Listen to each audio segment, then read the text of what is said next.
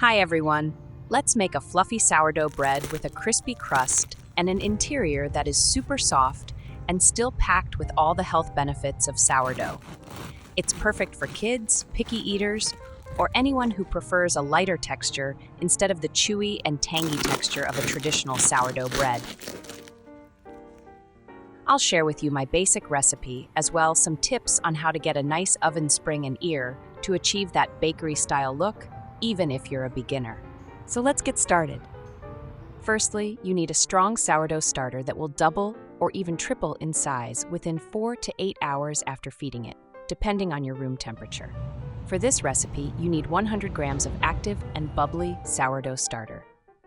Please see the link in the video description for more details on how to make and maintain your starter. In a large mixing bowl, place 500 grams, or 4 cups, of white unbleached bread flour. Create a well in the center and pour in 300 milliliters, or 1 1/4 cups, of warm milk and 60 grams, or 1/4 cup, of melted butter.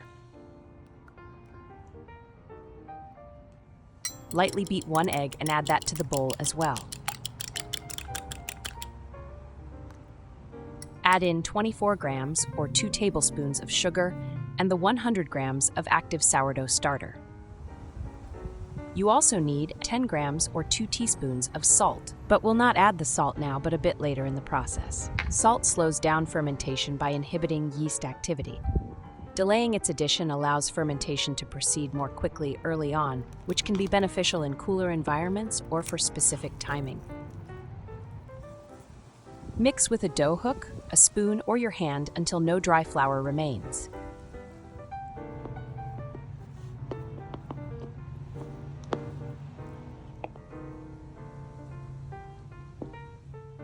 Cover the bowl with a clean kitchen towel or plastic wrap and let it rest for 30 minutes. Next, perform 4 to 5 sets of stretch and folds at 30-minute intervals. To stretch and fold, grab one side of the dough, stretch it upwards, and fold it over the dough. Rotate the bowl 90 degrees and repeat until all 4 sides have been stretched. Cover the bowl after each set. At the beginning, the dough is sticky, so always wet your hands before handling it so that it doesn't stick to your hands. By the last round of stretch and folds, you will see the dough transform and become less sticky, bouncy, and it will hold its shape better.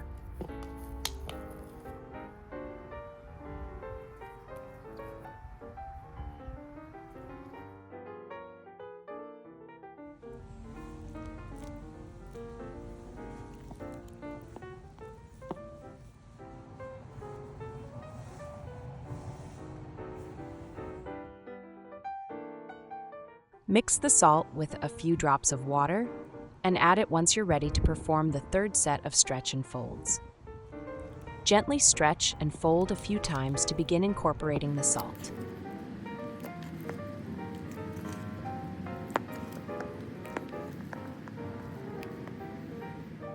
Follow up with another 1 to 2 sets of stretch and folds to ensure the salt is evenly distributed.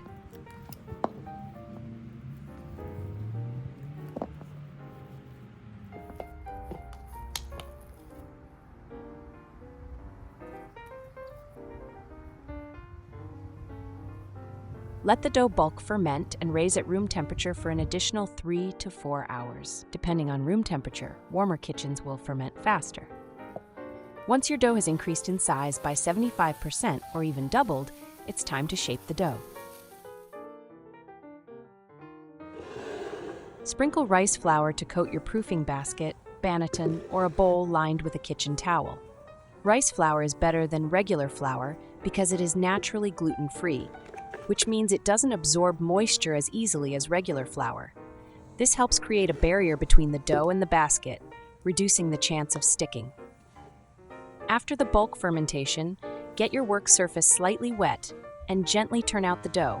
Some bakers lightly flour the surface instead, but I prefer maintaining the dough hydration and not adding extra flour.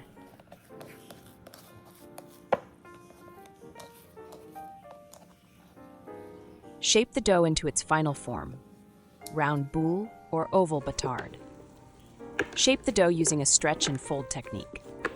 Gently grab one end of the dough and stretch it up and away from you, then fold it back onto the center of the dough.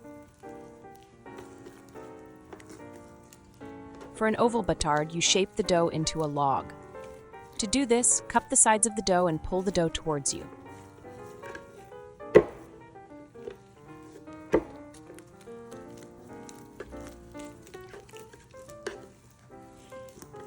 Tuck the edges of the dough under, creating a smooth and tight surface on top.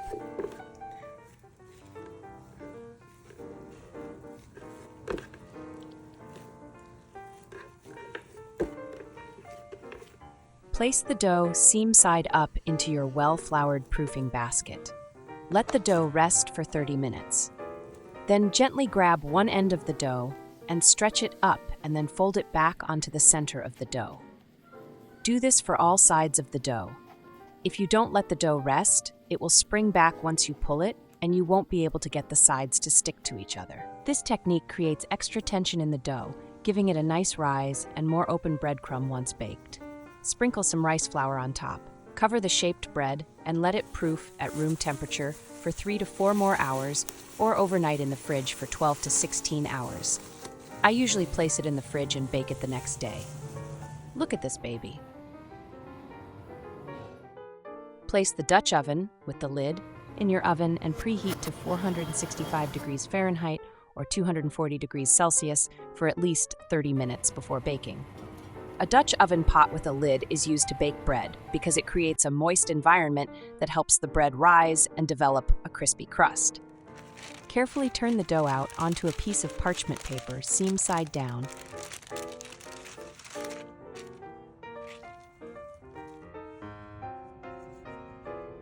Brush off any excess rice flour.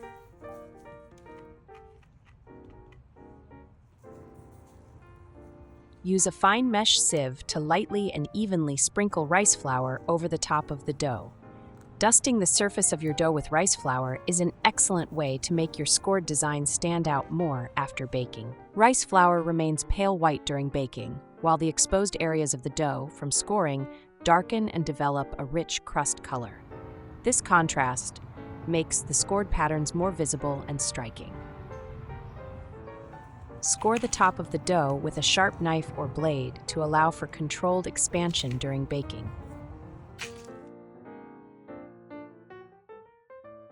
Using oven mitts, remove the hot Dutch oven from the oven, lift the parchment paper with the dough, and carefully place it inside the hot Dutch oven.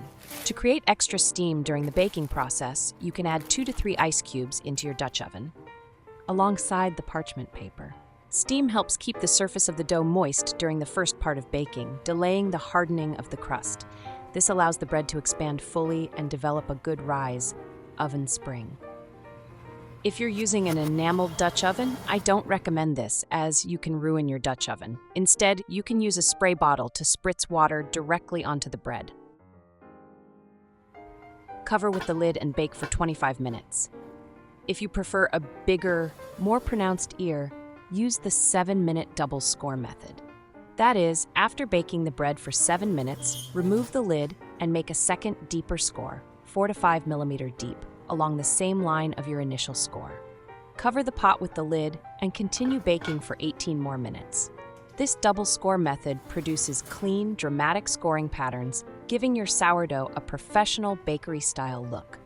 Remove the lid and bake for another 20 to 25 minutes, or until the crust is deep golden brown and the loaf sounds hollow when tapped on the bottom.